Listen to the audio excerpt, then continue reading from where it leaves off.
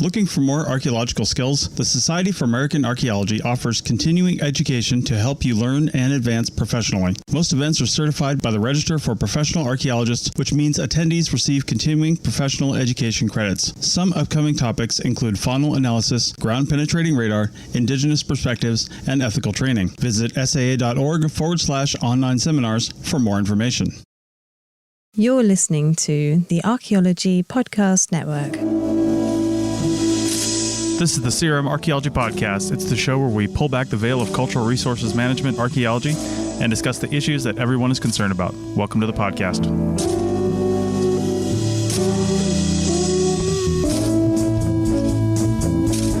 Hello and welcome to the CRM Archaeology Podcast, episode 301, airing on November 12th, 2024. Hello, I'm your host, Heather.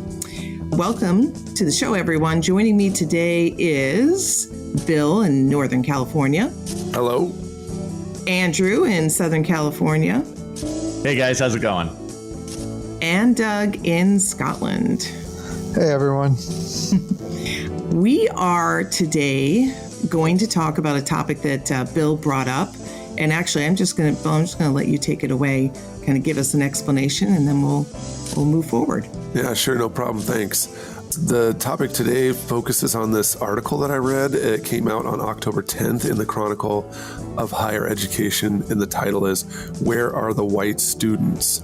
And in a nutshell, the article goes down and talks about how white undergraduates have dropped across the United States in pretty much all sectors. And they have these numbers from the National Student Clearinghouse Research Center that show that since 2018, white undergraduate enrollment has dropped about 19%. And so many people thought that it was the COVID-19 situation that caused a lot of white students to drop out, but they're actually just not seeing students come back. And so there's a combination of things going on here in the article. You know, folks should definitely check it out and look at it. But, you know, as our conversation was going, some of this has to do with just the overall shrinking of higher education. So I don't know how many people are aware, but the cohort of people that are college age right now is smaller than previous cohorts. And so the United States higher education system expanded to include all these folks over the decades, right? So our colleges adjusted to be able to take on all these students because, you know, in 2010, there was enrollment of 21 million people in college. But since then, that has gone down, and the COVID-19 pandemic didn't help it. But just general demographics in the United States show that there's just fewer and fewer college-age Americans that can go to universities. And so this has caused a lot of ripples. You know, I work in higher ed, and so there's been a lot of things that have gone on, to try to increase enrollments, because a lot of people may not understand this, but, you know, at universities, state universities and private institutions too, enrollments is a critical chunk, right? Enrollment numbers, hours, student hours in the classroom, you know, that's a huge indicator of how many professors can be in a department. And so keeping enrollments in your department allows for you to have more professors. So that's definitely one thing. But also just in general, student tuition is a significant chunk of the revenue that the university gets, because gone are the days that the state is actually giving you a ton of money. It's down to 30%, 20% of what you get from the state. So a lot of the revenue operational budget for the university is coming from tuition and fees. And then finally, there's kind of an arms race going on with a lot of universities where they're, trying to build out amenities and build out more things for the students to attract more students. Because like I said, your enrollments are a critical chunk of operating the entire university. And so the focus in a lot of places is really shifting away from academics to just creating interesting amenities and things to get students in. And so the winners in this game are the big state universities, the big universities that can, rely on prestige or sports or however they do it to get a lot of people to enroll in that university. And they're fighting for a smaller and smaller number of student body that's available. The losers of this system are small liberal arts colleges that don't have huge endowments, state schools that don't have the same rankings and the same perceived prestige, and then also like smaller community colleges in states where population is going down. And so the smaller schools, they're either combining together to survive or they're going out of business, whereas the bigger schools are just building more and more amenities to try to get more and more enrollments. And there's kind of a growth-oriented model at those, which, that's a tricky subject to address, right? But in the middle of all this are these demographics that are showing things like what this article shows, that while some groups, African Americans are going down, other enrollments like Hispanic Americans and Asian Americans is going up.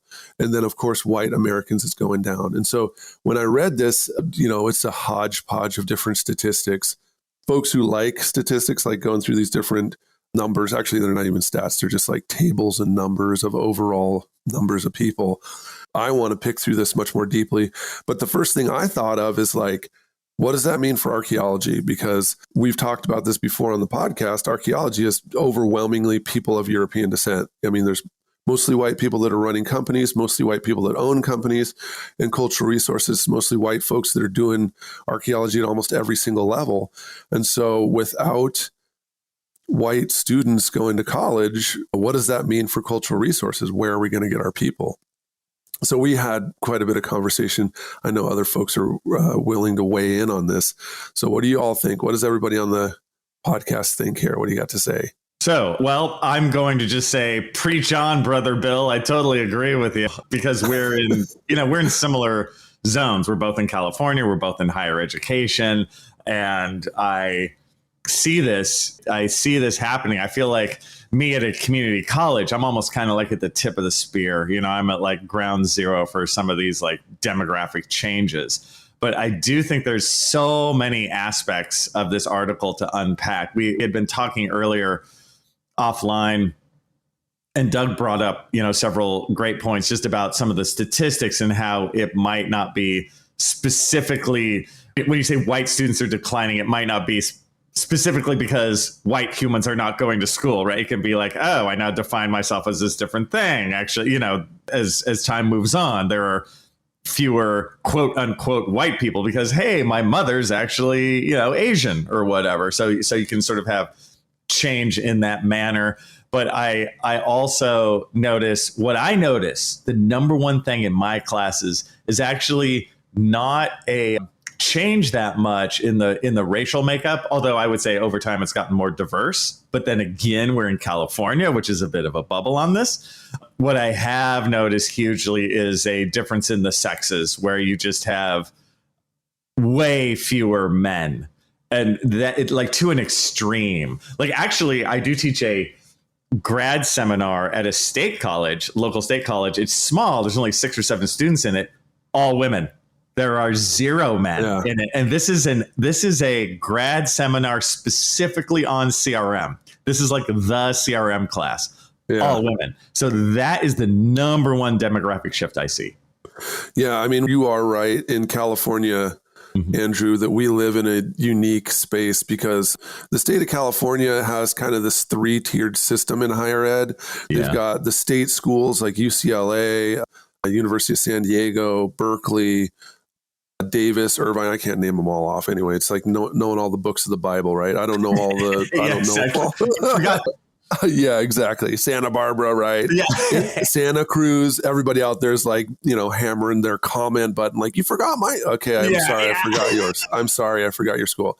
But so those ones are the ones that are at the University of California level, and then it's named after the city. University of California in the city of Berkeley. University of California in the city of LA. Right.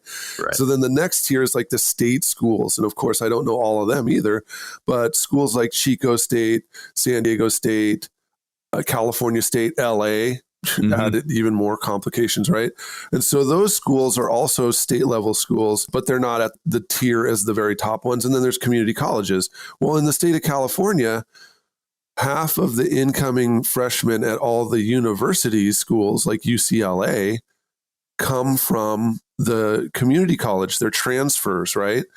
So in California, there's a really unique kind of thing going on with fewer college age, residents of the state, where they know that if they don't get into UCLA or they don't get into Santa Barbara on the first try, they can go to the community college system stay there for a year and then try again. And then if they don't get in that time, stay for another year. They can keep going until they finish their associates in anthropology.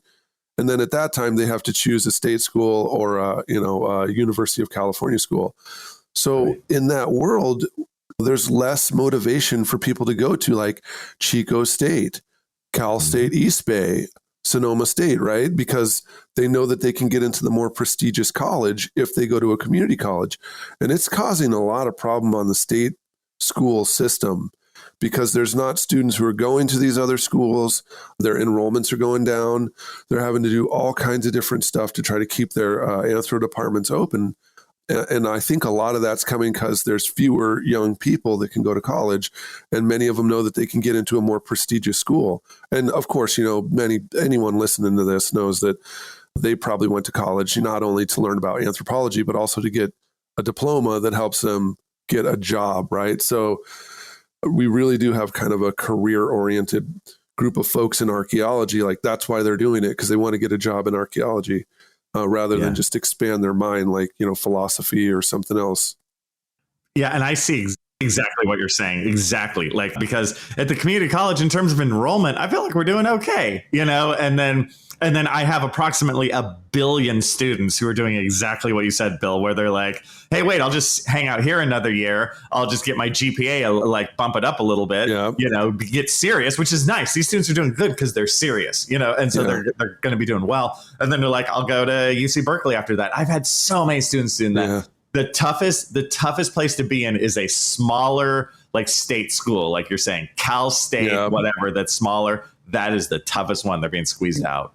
Yeah. Yeah. And so you're exactly right. All the credits from your community college transfer right over to Berkeley and you get a UC Berkeley diploma, right? Why wouldn't you do that? Yep. Yeah. Well, I could say one reason to the Cal States for a while were really focusing on more of the CRM aspect rather than the academic. And so for somebody who's hiring on the CRM side, I actually there are some programs at the CSUs that I would prefer to see on a resume than a UC school, only because I know that they're getting trained a little bit more from a CRM perspective than they are from an academic perspective, and that perhaps they'll be a little bit more, be better prepared to go straight into the workforce.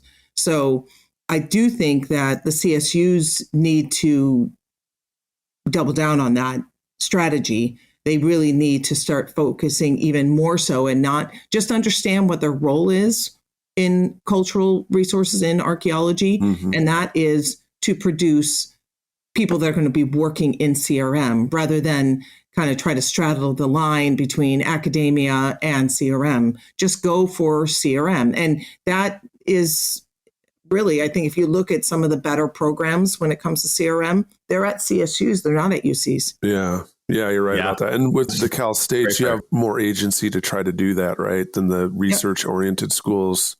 Yeah, and you're able to, at the CSUs, many of them are set up to allow you to actually do your own graduate work, where you're not like at an R1 school, you're pretty much, your hand is forced to do the work of your advisor, rather than being able to have a specialty that you would like to focus on and having that agency to do that. No, where I'm work, they just drop them right into the lava. You're forced to figure it out on your own, right? That's one of my, we could talk more about grad. Actually, that maybe we should do something about that graduate department selection, because fall is the time when everybody somehow their passion is anthropology and they super want to get a PhD. So maybe we should do another conversation about that again. Well, I think that's a good segue. Oh, for sure. You mean a whole entire podcast? Yeah. I definitely think maybe the next one would be good. But at least for now, let's move on to segment 2. We'll be right back. All right. Welcome back to segment 2 of the CRM Archaeology Podcast, episode 301. We're talking, or at least the impetus behind this conversation, talking about demographics and the decline of certain groups of college enrollment. And the impetus was an article that Bill brought to our attention called "Where Are All the White Students?" And Doug has something to say, so I'm going to throw it over to Doug. Yeah, man, there's a lot to digest in this article. and me being a bit of a stats geek, they mix and match. It's sort of a typical like news article. When you have a story, you want to make a story out of something, and it's really hard to tell. So the more dramatic quotes are coming from a research center, which might be true and stuff, but then they also mix in with like federal statistics about universities. And the federal statistics is exactly what you would expect from demographics, in that, yeah, across the United States, the white population is shrinking. Well, not shrinking as a proportion of the population. You know, there's still hundreds of millions of white people in the United States. It's just that other minority groups are growing larger. And actually, white's not really shrinking, won't be shrinking, I think, for another couple of decades, as it were. Like actually physically numbers going down. It's just percentages out of the total are going down. And basically, yeah, like in the same article, they quote a bunch of different things. And the federal statistics aren't showing what that one center is showing, which is basically the federal one is showing a steady decline of white students, a slightly less steady decline of, like, it's a shallower decline of black students. And again, those demographics match the sort of overall United States demographics, and a growth of Hispanic students. So I think there's an issue here of definitely, you know, long-term, and this has been long-term for decades and decades. You know, this is demographics. It's not, it's hard to tell. I'd have to like really dig into these other numbers that they're pulling out, because at the federal level, and those numbers, it looks all steady. And they're talking about these massive drops that have kicked in, you know, 2021, 22. But actually, it has accelerated some loss of students in the United States. You know, obviously, COVID impacted a lot of people. Some people deferred. Some people, of course, when you defer, not everyone always goes back to university. Not everyone wanted to, you know, do online university. Pandemic stuff happens, but I'm kind of the opinion, after a quick glance at the data and stuff, yeah, this is kind of like a non-article. It's making it like, you know, a huge thing out of a change, but actually it's just long term, and like everything, like, so what Andrew's mentioned too, that's long term. Like 1990s, basically the demographic cross of women and men kicked in. It depends if you're talking 2-year, 4-year, what states and stuff. But basically, a couple of decades ago, it basically hit even, where it was, you know, about 50% men, 50% women going to university. And then it's basically made what we call like a demographic cross, whereas one group goes down, one comes up, and those trends have continued. And so, you know, now it's like, you know, 60% women in university versus 40% men. And that's, you know, at some universities, it's pushing like, and you also see this in like anthropology as well, PhD students, undergraduates. Do you see this in the UK as well? This is not just a US thing. You see this cross where basically now, easily for the last couple of decades, at least last decade and a half, 2 decades, more women have gone to archaeology, more women have gone to anthropology. And those numbers just keep going until, or it's almost like a 2-to-1 right now, like overall ratio. Yeah. And that's, I think that's something that's just basically, you're going to have a think about, and that's going to be sort of more long term. Part of this also is like, it may take a really long time to affect archaeology and anthropology. So if you look at the students, and when you look at these big numbers, it's like every student that goes to university. Well, that includes like, so Andrew was mentioning community college, and you guys are in California. You probably have, actually, can I just throw it to you, Andrew, real quick? Yeah. I assume you have a pretty diverse student body. Oh yeah.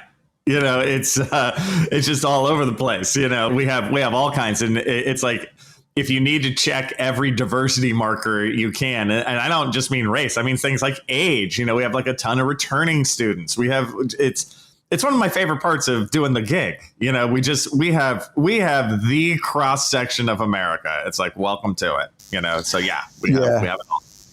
But like, you are the exception to the rule. There's like Pima in Arizona. There's 1 or 2 other community colleges that have like archaeology at them.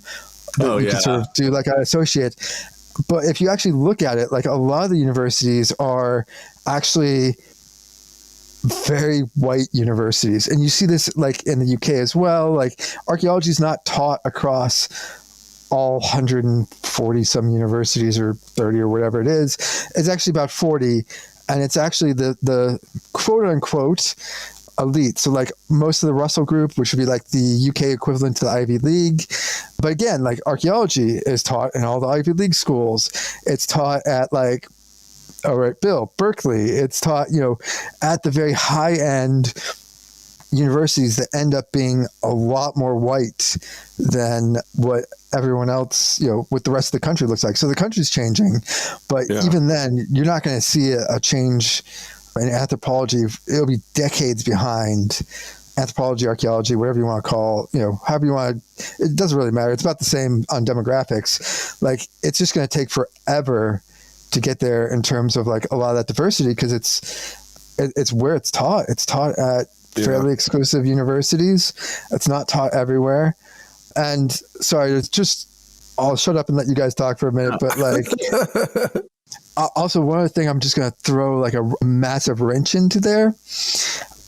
A lot of quote unquote diversity is not diversity.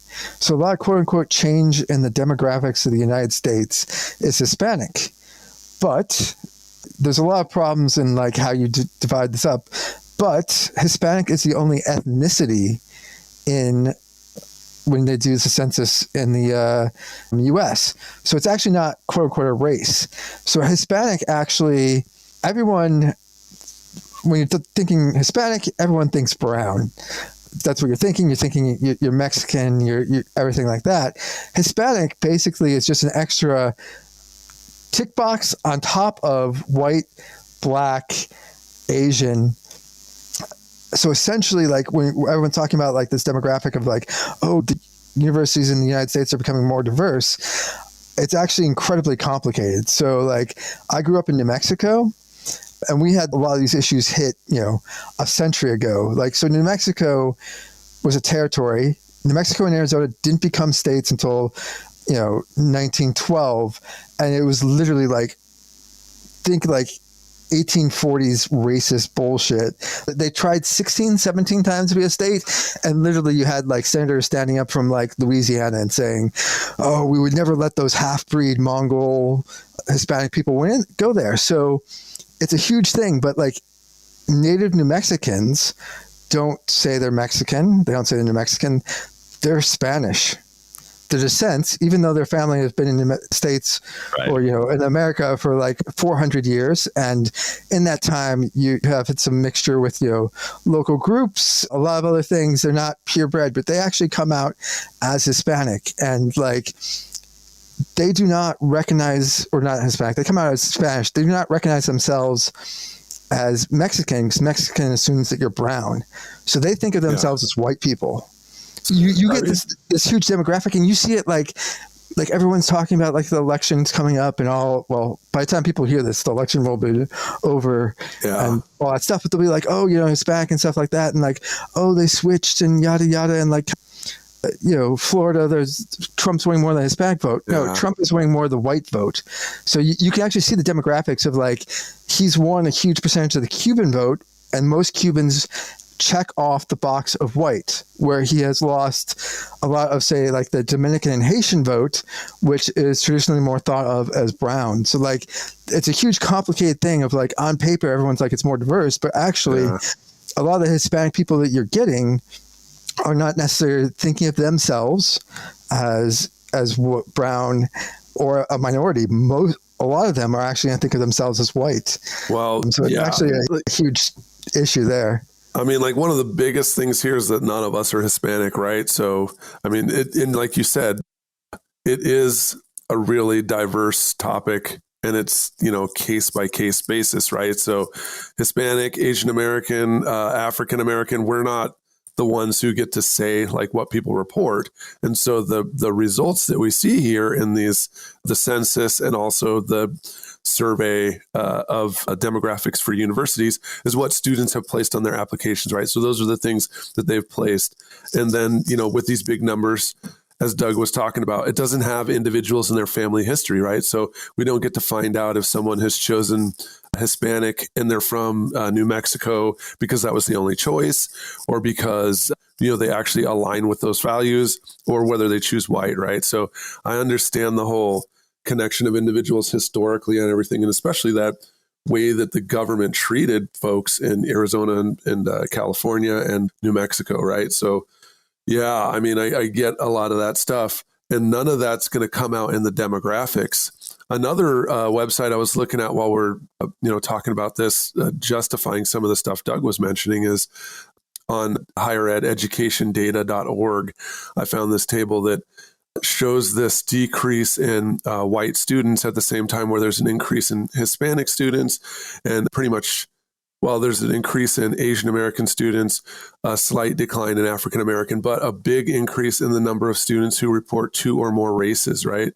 So this is self-reporting information. So when they throw the panic button that all the white students are dropping out of college, right? Like, just like Doug was saying, what does that mean, right? What individuals may check these different things on university websites or on applications and stuff like that, but in their actual daily life, they don't consider themselves those things because either there's not an option, or they're choosing that because they're in a university environment, and then the aggregate data just collects like what people have reported, not how it actually reflects in their real life, right? And you are right, man. This stuff is totally complicated, right? You got to really talk to people and learn about their background as to what they consider themselves and what they choose and everything. So we are missing a huge chunk of what people express in their lived everyday life compared to, what they report on standardized modules.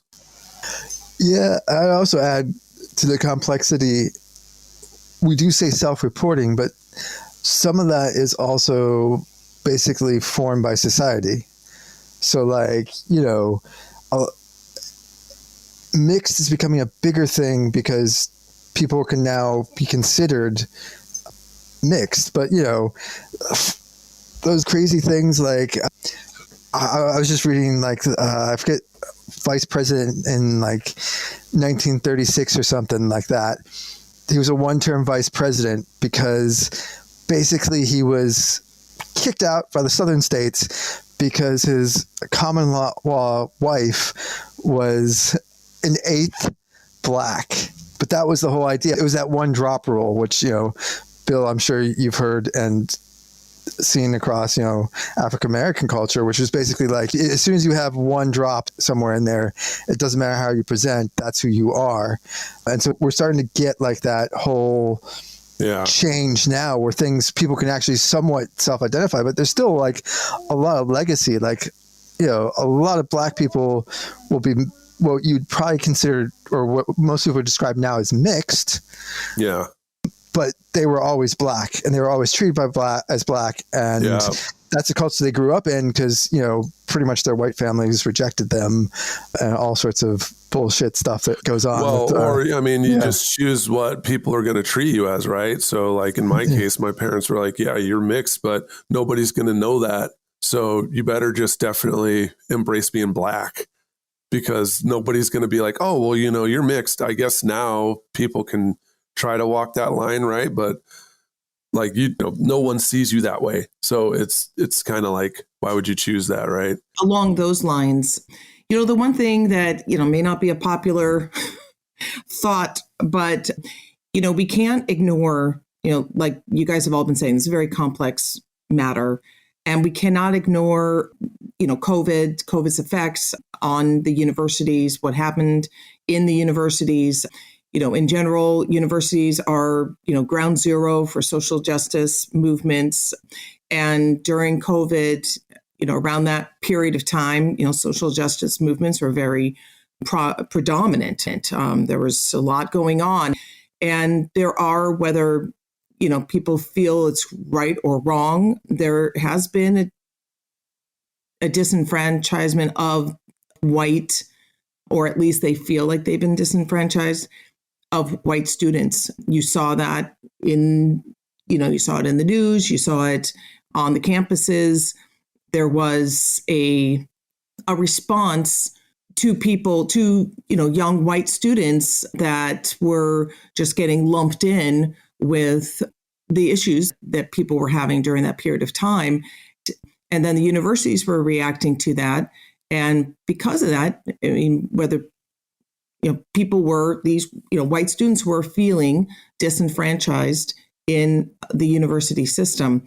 And some groups took that and then have, worked on having other initiatives and other areas that maybe are not included. And we can talk about this in the next segment, that we're drawing the white students and other students out of the university system that may not either they didn't agree completely with the manner that the university was handling some of these situations, or they just decided, that they had other options. Another aspect of this is the fact that we have universities that are now, especially in California, where they're closing our anthropology programs. And this is something that we should talk about on another podcast because it deserves its own podcast. But for those that aren't familiar with the university, what's going on in the universities in California, you cannot have any archaeological material from Native American sites in the universities anymore, in the UC or the CSUs. And that has been making it very problematic for, how do you teach archaeology and start producing California archaeologists when they do not have the material to work on? And so that's another issue, specifically to anthropology and archaeology. There's definitely a lot in that last statement, but the impact of, social justice crusades in the wake of George Floyd, I mean, there was folks doing stuff, and universities, in my opinion, didn't do shit. So the whole thing about people feeling uncomfortable about going to the university, it's still the same damn institution that was created by folks, 200 years ago to get clergy ready for the clergy. It's still the same thing that the GI Bill enabled, right? So that whole argument that white people feel uncomfortable on campus, I mean, it's still the house you built. It's too bad that, folks don't feel comfortable in their own home, because I was here through the whole thing and I'm still here afterwards. And I don't see a single whisper of any of those promises that were made in 2020 coming through. Right.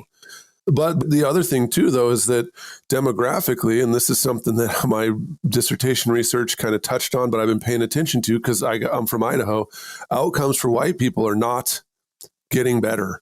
Like job losses, health outcomes, like their life expectancy, all that stuff's going down. Drug addiction, it's going down. In the United States, I don't think that we're paying enough attention, because whether you want to cut it at 50%, 60%, 70% of the country, mixed race, white, whatever, outcomes for this demographic are struggling. And we all know if there's problems in the households and problems in people's lives, they're probably not going to go to college. So I think that, looking at that is also another huge, why is this happening? Why is there a decrease in people of European descent going to college? Maybe look at the lifestyles that people are living in, their environment and their neighborhoods and states and everything, and try to look at that. Yeah, I think, to the point that I was making earlier, if, when you have a response to a situation like we did from 2020 through, let's say, 2022 in the universities, and the response is not a genuine one, the response is damage control, then you end up with a response that disenfranchises people because it's not genuine. And so that may be a lot of what you're talking about, where you're seeing a lot of promises that nothing came to fruition, but at the same time, it was a knee-jerk reaction and it wasn't genuine. And so when you have that, you're going to disenfranchise lots of people because it doesn't make sense. And that was the point I'm trying to make. Shall we pick this up on the next segment? Yep. I hear you. Yes. All right. We'll be right back. Welcome back to the CRM Archaeology Podcast, episode 301. We're on our third segment, and we are talking about an article, basically the demographics that are currently oh no, changing. We have changing demographics in the university system. We'll just say that. Yeah. Doug, why don't you add something you wanted to add? Yeah, well, just to look at the general demographics, which, again, problems with that article where they're throwing a bunch of different numbers that don't add up, but the general ones are changing. It's a really fun. I say fun and not like it's not fun actually. It's a haha. It's sad. We're gonna laugh sort of demographics. But what you're gonna see in archaeology, U.S., Canada, UK, is that what I was talking about, that little demographic X where, for the longest time, archaeology was male dominated. And they're, a couple generations back, basically you look at like all the senior people, all the senior CRM people, all the professors, you're probably looking at like, so we've looked at these demographics. It's, profiling the profession. US isn't as good, but you can make that, you can probably get good enough inference from some of the data that's out there. Basically, your top people. So all the senior CRM people, all your senior professors, maybe 70%, 75% are going to be male. And of course, mostly white. And then you're going to basically end up where all the undergraduates are almost the exact opposite. So you're like right now, undergraduates in the United States doing anthropology, in the UK doing archaeology are like 2/3 women. And, sometimes in some universities it is like 80-20. And it's this weird thing where like you're going to look around the field and you're going to see all the senior people are going to be like white, pale, stale, male is the term they use in the UK. And you're going to start to have diversity initiatives to bring in young white males into the profession, because basically they're not going to exist, and they don't currently exist in the cohort. So like when you look at your undergraduate students, you might have one archaeology class, like one male, and you're going to actually have to put together like programs and initiatives to actually bring in more young men into archaeology. And the whiplash people are going to have, I can just see the rage happening. And it's, at a certain level, it's justified, where people are going to be like, all the top people are old white guys, and yet we need to give all the young white guys extra attention and extra resources to bring them in. And that's literally the way where we're going at the moment. And you're going to see like field schools and stuff having to give scholarships to young men to get them to do archaeology. And I think there's going to be a whole generation, that middle generation is going to be quite pissed off of both having opportunities taken away, but then by one group, and then having to give opportunities to that same group. I'll throw it over to you guys. Yeah, I was going to say, no, that ain't happening for me, dude. I ain't doing no extra legwork whatsoever. I got 20 more years till I retire, and I'm not going to spend a single extra second trying to get young men to do archaeology. You know what I'm saying? Because I'm going to take whoever is willing to do it, because someone who has taught many field schools and seen who applies. I've also been around long enough to see that most of the applications are women. The most recent one that I was doing in the Virgin Islands, we did 5 field seasons. In the first field season back in 2018, there were several male people who, applied to it. They did pretty good in the interviews and they got onto the field school. But after that, every other guy was just there because they wanted to get a stipend. They didn't care about archaeology. And I've heard it from other people too. They're just standing around. They're on their phones. They're not paying any attention. People ripped me for saying, if you're looking at your phone, you're not working. Like, no, I am working. I'm shaking my head like, yeah, right, dude. Because when I'm looking at my phone, I'm not working. So that's a good sign that I'm not working. And so if I'm doing it and I see you doing it, but I see all the ladies carrying all the soil, doing all the excavating, filling out all the forms, taking all the pictures, and you're on your phone, dude, no, I'm not going to spend any extra time trying to help these men. Men need to figure out what's going on, but I'm not going to help them in the workplace come and do more archaeology. And also, I would really hope that I can encourage, sponsor, foster, facilitate more women opening their own company and hiring women to take the money away from these dudes who are in charge, because the problems we're having a lot of times are coming from people who have no idea what the hell they're doing, pretending like they know everything about what they're doing. And so CRM's in the state that it's at because we've had 50 years of pretty much male operated and oriented and dominated companies. And we haven't seen what would happen if women are running it. So I don't know what to say, but I ain't making no initiatives to help no men. Well, you know what? Guess what? I am. So deal with it. Deal with it, Bill. I'm going to help my fellow man. Oh yeah. And I see it a little. Each other. I see it a little different. TV show. I know. Total reality. But I see it a little different because what I see in my experience, like whether you're a guy, girl, whatever, it's like just people are either on their phone or they're not. Like that just cuts straight across the sexes. But what I notice in class is like the guys, and again, the guys are like always this like lesser pocket. They tend to be more, they feel like outsiders. You know, I can tell like in the class discussion, they feel a little, again, not all guys, but it's a really bad percentage. And so in terms of reaching out, I reach out to them just a little. I don't do it overtly, but I'm just kind of like, no, you're part of this. Like, come on in, you know, and like it's with that any group kind that's of stuff. Underrepresented. Huh? Right. Like you would with any group that's underrepresented. Exactly. Right. Exactly. Yeah. And I've had great success, you know, like with getting men of all shades and colors and creeds to like just be a part of it. Because it's like Heather's saying, you know, whenever you have a majority, you know, the minority will feel like they're just not a part of it. So I don't know, man. I do that.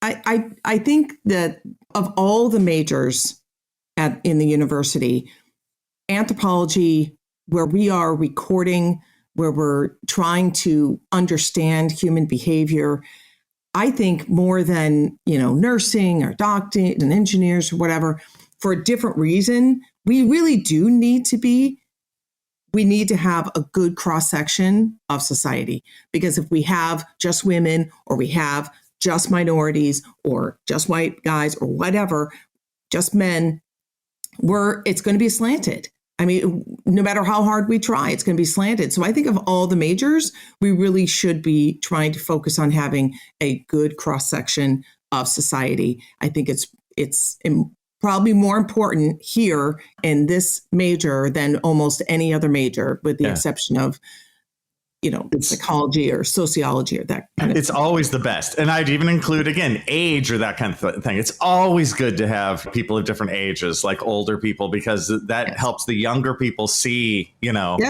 lead by example and this kind of stuff. So I'm just the hugest fan of having, you know, just an absolute mix, because it's always the best. I've always seen when it gets too far in whatever category you want, that's when it's at its worst, because it's so narrow.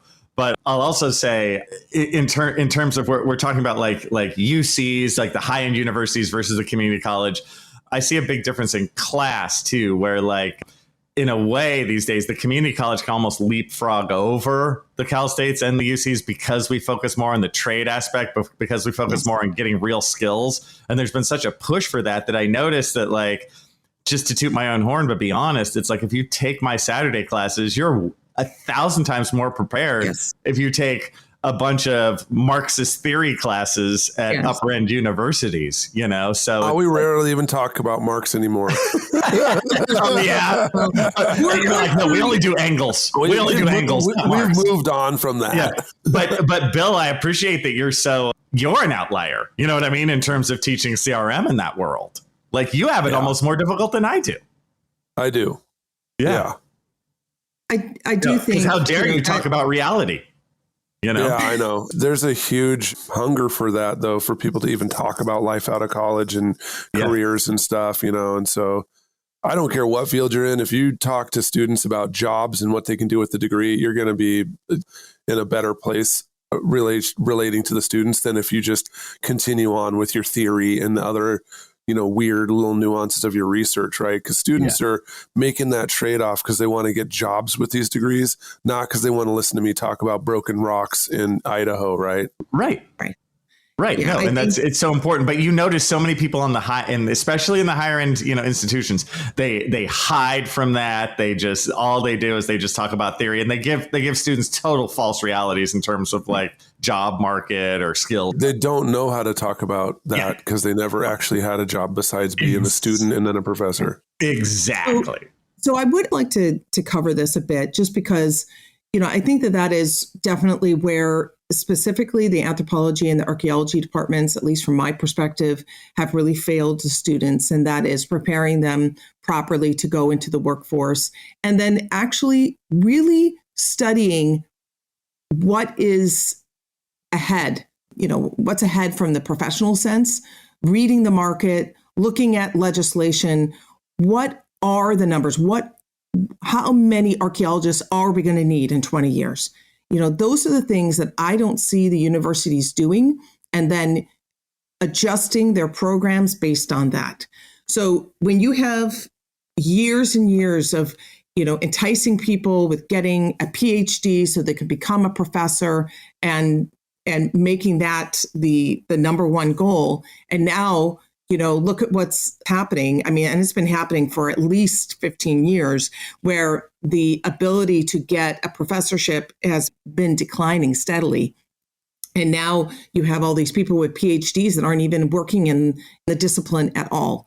And so, I do think that the universities need to take a hard look at what they're churning out every year. I think it shouldn't just, I know it's a business, but it shouldn't just be, let's just get as many majors as we possibly can. That's just the easy answer, right? They need to be looking at and projecting what is going to be the need. And really, there is a need, and there's going to continue to be a need. And now we're falling short. We aren't producing the amount of archaeologists that we need, let alone archaeologists that can go into the workforce and be prepared to jump in right away and be productive. They're having to be trained all over again. Yeah, but Bill's right. It's like dude, so many of the professors, they don't have the skill set. It's right. Just, it's like I feel like some weirdo outsider when I'm like, no, it's a 1x1 in 10 centimeter levels. And they're like, what? But the change isn't Karl going to Marx happen. talked about that? Yeah. And the change is not going to happen with the professors. It's not. Yeah. That, to me, is not their responsibility. This is the administration. That's their responsibility. What are they doing? They get paid so much. If they have no idea. They're paid, but they're not paid for that. They're not paid. Yeah. Like the incentives are completely paid for completely over. But I think actually what we're touching on here is when you guys are talking about skills, you're actually talking about a type of diversity. And I don't know, man, Bill, this might be the first time in years I've disagreed with you. But when you said you're waiting for the women to change over and be in charge and maybe it'll be different, I have zero beliefs that would change anything in CRM. I've seen, I've without touching too much on some of my work, harassment of women issues have basically been crushed by senior women in the field who say it's not an issue. And we kind of run into this with diversity in the UK. So at the moment, the Conservative Party, our Republican Party, is way more diverse than the left-wing party. It has been for a couple of years. The last prime minister before the current one switched over. He was of Indian descent. The new opposition leader, she's black. But actually what we usually end up with is it's superficial diversity. And my wife and I somewhat joke, but a lot of diversity you get in the UK, it's not diversity, it's superficial. It's other countries' white people have come over and they get to be at the top as well. And so you could switch out the demographics and make all archaeology all women. You could switch out the demographics and make them all black or Asian or whatever you want. But really it ends up being a very superficial where you've just chosen some sort of skin deep or not even skin deep diversity thing. And, it's going to be the same sort of, is what I was getting at with Hispanic. A lot of Hispanic people who are coming across those demographics are actually basically white people with a Spanish last name. And you're going to run into the same thing is unless you change how archaeology is done, unless you actually get diversity of a change of, people with skills teaching universities, people with skills, job experience teaching, who are professors, you're really just going to be repeating the same system over and over again. And slightly changing out.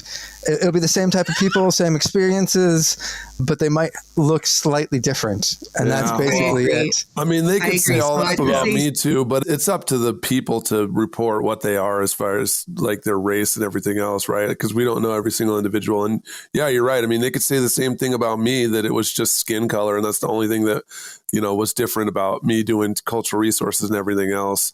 I do agree that we're going to have to undergo some serious systemic changes before we see any functional changes, and that it's probably not going to come from the folks that are running the show today. That's why I'm kind of excited about seeing changes in demographic and seeing people who are biracial able to call that out and, different changes. But I am still concerned at first of all, why would they even publish this article? Like, where are the white people going? Right. I mean, that's what the title is, that it's designed for you to read it and to click on it and be like, oh my God, either pumped up that there's some change, or, double down and be defensive and have to figure something out, which hopefully we'll follow this up and do more teasing of the numbers and see how it's different. But then also our expectations of seeing people of different gender or race running the show, Doug's right. Is it going to be any different? Can it be any different? I don't know. I'm excited to see what's going to happen in the future, but I'm always excited to see what's going to happen in the future since I know so much about what already happened. I really, good points, Bill. I just really want to caution this, trying to go completely the other direction, because we've done this so many times as humans. We've done it in this country so many times where, I shouldn't say this country, but we've done this where we go the other direction and we try to, see what it would be like for another demographic to be in charge. What I really think that we need to change is that we need to have a diversity of thought. We need to stop doing this pendulum where we keep going back and forth and back and forth. That's not helpful. We need to have a very concerted effort to have diversity of thought. And that's why I was making that point earlier in the podcast, that we, of all disciplines, we really need to have diversity of thought, or we're not going to be doing our job well. We need to have different perspectives in order to be able to interpret the data accurately. And so I really think there needs to be a focus on having diversity across the board, and rather than just having one group take their turn at being in charge. Because when you don't have diversity of thought, you get complacency and you get arrogance because you're not being challenged. The only way to really have an effective approach is to have challenge of thought and respectful challenge of thought, and a challenge of thought that has a lot of information behind it, not just challenging for the sake of challenging. And so for that reason, I really would like to get off the pendulum swing and really make a concerted effort to be having the makeup of our discipline in a thoughtful way. But that takes work. Reactionary that takes work and effort. I'm just going to look at my voting ballot and just put all D's. That's what I'm going to do. I'm just going to, whoever has a D by their name, I'm just going to vote for that, because I don't need this effort to try and actually think for myself. Heather, you want too much out of me. I would also say the idealist. I would push back on the pendulum as well. I think you get what Bill was getting at earlier. You get a lot of false swings, as in people do a lot of lip service about, oh, we're doing this. But actually, if you look at anything, you look at the demographics, you look at how things have played out, usually that swing is just you give them a little bit and then 2 steps back, slapping them back a little bit. And there really hasn't actually ever been a swing, I would say. I would say there's been a lot of false starts, but we've actually never had a swing. And then not what once. It does, then what it does is it ends up being, people, they lose trust in each other. They lose, and then you're never making any headway because you're continually, questioning, is this really genuine? Is this change genuine? And that's going to take some time. It's going to take some time to get out of that vicious circle. So, but with that, this has been a terrific conversation. Appreciate everybody being candid. And thanks That's it for another episode of the CRM Archaeology Podcast. Links to some of the items mentioned on the show are in the show notes for this podcast, which can be found at www.arcpodnet.com/CRMArcPodcast. Please comment and share anywhere you see the show. If you'd like us to answer a question on a future episode, email us. Use the contact form on the website, or just email chris@archaeologypodcastnetwork.com. Support the show and the network at arcpodnet.com/members. Get some swag and extra content while you're there. Send us show suggestions and interview suggestions. We want this to be a resource for field technicians everywhere, and we want to know what you want to know about. Thanks to everyone for joining us this week, and thanks also to the listeners for tuning in, and we'll see you in the field. Goodbye. Adios. See you guys next time.